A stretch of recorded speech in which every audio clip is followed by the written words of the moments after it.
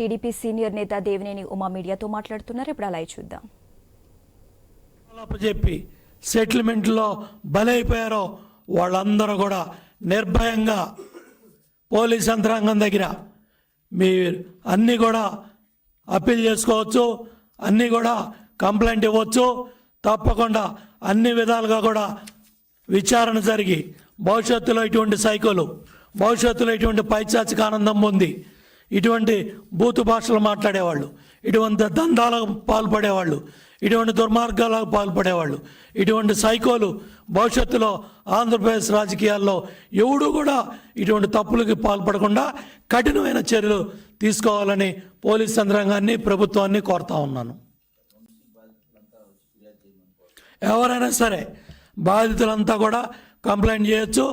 Already విచారణలో ఉన్నాయన్నీ కూడా తప్పకుండా కేసెస్ అన్నీ కూడా ఫైల్ అయ్యి చర్యలు తీసుకోవాలని కూడా ప్రభుత్వాన్ని కోరుతున్నాను.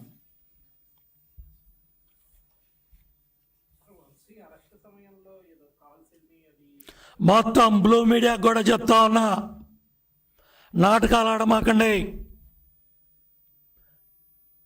పక్కన కారు పెట్టి పరిగెడతా ఉన్నాడు బ్లూ మీడియా దళారి. అంత అత్యుత్సాహం అవసరంలా. ఎక్కడ అరెస్ట్ అయ్యారు, ఏ అపార్ట్మెంట్లో అరెస్ట్ అయ్యారు, ఏ విల్లాలో అరెస్ట్ అయ్యారు, ఎక్కడ అరెస్ట్ అయ్యారు అవన్నీ కూడా పోలీసులు బయట పెట్టాలి. కాల్ డేటా కూడా గదిలోకి వెళ్ళి తలుపులు వేసుకొని కాల్ డేటా ఎవరెవరికి ఏ అరాచక శక్తులకు ఫోన్లు వెళ్ళాయి, ఏ బ్లూ మీడియా ఛానల్స్ కాపాడుతూ ఉన్నాయి, ఎవరికి ఫోన్లు వెళ్ళాయి, ఏ ముఠా నాయకులకు ఫోన్లు వెళ్ళాయి, ఏ భూ కబ్జాదారులకు ఫోన్లు వెళ్ళాయి, ఏ కబ్జాదారులకు వెళ్ళాయి, ఏ భాగస్వాములకు ఫోన్లు వెళ్ళాయి, ఆ కాల్ డేటాను కూడా బయట పెట్టాలి. వాళ్ళ మీద కూడా చర్యలు తీసుకోవాలని డిమాండ్ చేస్తున్నాను. అంతా పాత్రదారులు, సూత్రధారులు వాళ్ళ భూదందాల కోసం, వాళ్ళ అరాచకాల కోసం ఇటువంటి అరాచక శక్తుల్ని కాపాడే ప్రయత్నం చేసే బ్లూ ఛానల్స్ వాళ్ళకు కూడా చెప్తున్నాను, మీ ఆటలు కట్టి పెట్టండి, మీ డ్రామాలు కట్టి పెట్టండి.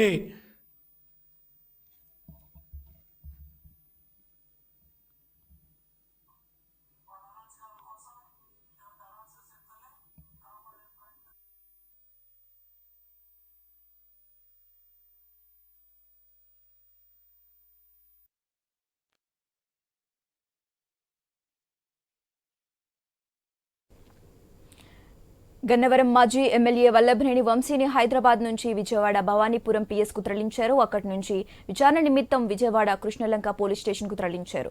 అనంతరం కాసేపట్లో జడ్జి ముందు ప్రవేశపెట్టే ఛాన్స్ ఉంది. వంశీ విజయవాడకు చేరుకోవడంతో పోలీసులు అలర్ట్ అయ్యారు.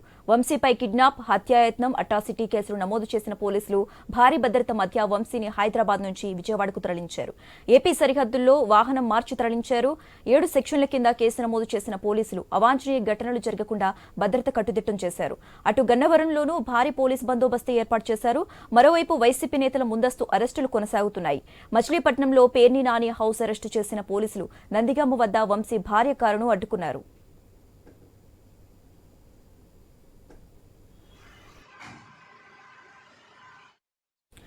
ఇక ఇదే అంశానికి సంబంధించి మోర్ అప్డేట్స్ మా ప్రతినిధి నాగేశ్వరరావు ఫోన్ ద్వారా అందిస్తారు. నాగేశ్వరరావు, ఏదైతే వైకాపా నేత గన్నవరం మాజీ ఎమ్మెల్యే వల్లభనేని వంశీని అయితే విజయవాడ పడమట పోలీసులు అయితే అరెస్ట్ చేశారు. హైదరాబాద్ రాయదుర్గంలో మైహోం భూజులు అయితే పోలీసులు ఆయన్ను అరెస్ట్ చేశారు. అయితే అరెస్ట్ చేసి విజయవాడకి తీసుకువెళ్తున్నారు.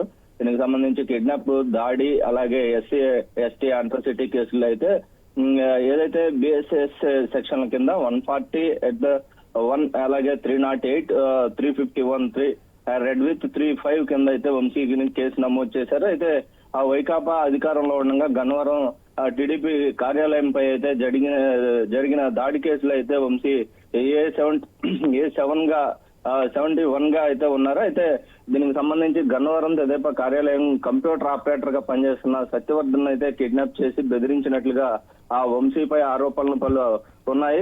తెదేపా కార్యాలయంపై దాడి కేసులో ఫిర్యాదుదారుడిగా ఉన్న సత్యవర్ధన్ ఇటీవల విజయవాడలో ఎస్సీ ఎస్టీ కేసులు ప్రత్యేక న్యాయస్థానంలో అయితే హాజరై తనకు ఈ కేసులో సంబంధం లేదంటూ కూడా అఫిడవిట్ సమర్పించారు. అయితే ఆ తర్వాత తెదేపా కార్యాలయంపై దాడి కేసులో అయితే తనను బెదిరించి తప్పుడు వాంగ్మూలం ఇప్పించారని ఆయన పోలీసులకు అయితే ఫిర్యాదు చేశారు. దీంతో విజయవాడ అదనపు డీసీపీ కృష్ణ సిబ్బంది హైదరాబాద్ చేరుకుని వంశీని చేశారు. అయితే మరోవైపు వంశీ అరెస్ట్ చేసినట్లుగా ఆయన భార్యకు పోలీసులు అయితే నోటీసులు ఇచ్చిన పరిస్థితి అయితే ఉంది. అయితే వల్లభనేని వంశీ మరికొన్ని కేసుల్లో నిందితుడిగా ఉన్న పరిస్థితి కూడా ఉంది. అయితే బాపులపూడి మండలం ఆరుగొలుసులు తెదేపా నాయకులు వేములపల్లి శ్రీనివాసరావు దుకాణాలకు అక్రమంగా కూల్చివేసిన కేసులో కూడా A2గా ఉన్నారు. ఇదైతే ఉంగుటూరు మండలం తెలపలూరులో ఎన్నికల సమయంలో కూడా ఎమ్మెల్యే యార్లగడ్డ వెంకట్రావుపై అత్యాయత్నం కేసు అలాగే గన్నవరం మాజీ PA SCS అధ్యక్షుడు